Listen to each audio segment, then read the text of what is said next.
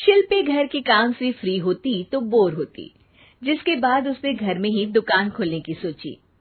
अरे ये इतने सारे कपड़े, अरे बहू क्या करेगी इनका? माँ जी, मैं घर में बोर होती हूँ तो सोचा सामने के कमरे में कपड़ों की दुकान खोल लूं। घर का काम भी हो जाएगा और 4 पैसों की कमाई भी। अरे वाह वाह, ये तो बहुत ही अच्छी बात है। मैं भी तेरी मदद कर दिया करूंगी। वाह माँ जी, तब तो मजा आ जाएगा। अब हम दोनों मिलकर खूब पैसे कमाया करेंगे। अब क्या था, सास बहू का काम चल पड़ा। एक दिन, अरे राकेश की माँ, सुनती हो? कहाँ चली गई? भूख के मारे पेट में चूहे कूद रहे हैं। अरे नंदिनी, कहाँ हो? भूख लग रही है। पापा कहाँ है माँ? पता नहीं बेटा, भूख लग रही है। आज तो किसी ने चाय भी नहीं पूछी। तभी सास बहू घर के अंदर ढेर सारे सामान के साथ आती हैं और वो भी हंसती हुई। अरे वाह बहू, ये तो बड़ी अच्छी मार्केट दिखाई तूने। बड़ा ही सस्ता सामान था।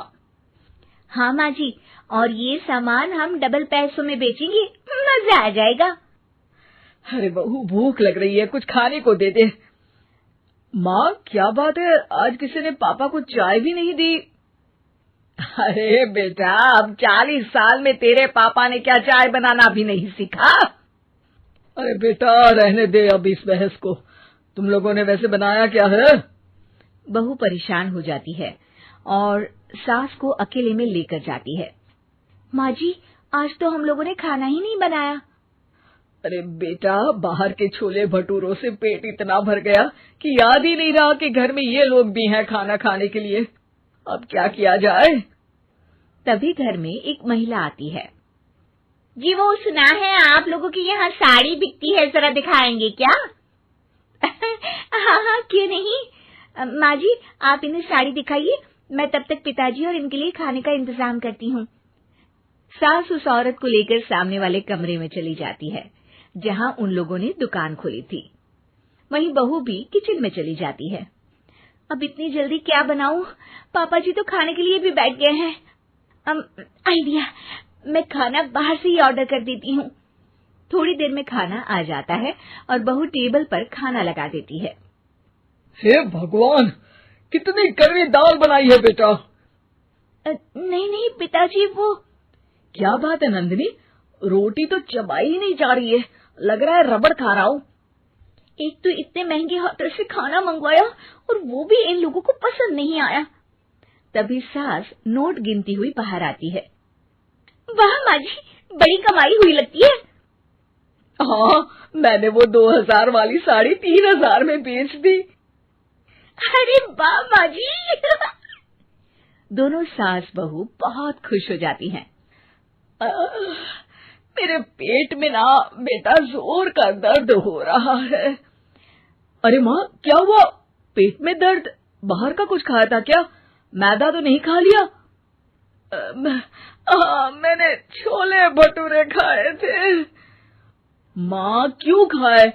आपको तो पता है कि आपको मैदा सूट नहीं करता। चलिए माँ को डॉक्टर के पास ले जाते हैं। तभी अंदर से पापा की आवाज आती है। हे भगवान, मेरा तो पेट खराब हो गया। सब पिताजी के पास जाते हैं। पिताजी, आपको क्या हुआ? खाना बासी था शायद। अरे पिताजी, नंदिनी जानती है कि बासी खाने से आपकी तबीयत खराब हो जाती है, तो वो ऐसा क्यों देगी, है ना नंदिनी? वो खाना मैंने बाहर से ऑर्डर किया था। मैं और माँ दुकान का सामान लेने गए थे, इसलिए खाना नहीं बना पाए। क्या नंदिनी, दुकान के चक्कर में तुमने तो सारे घर का हाल बिगाड़ रखा है।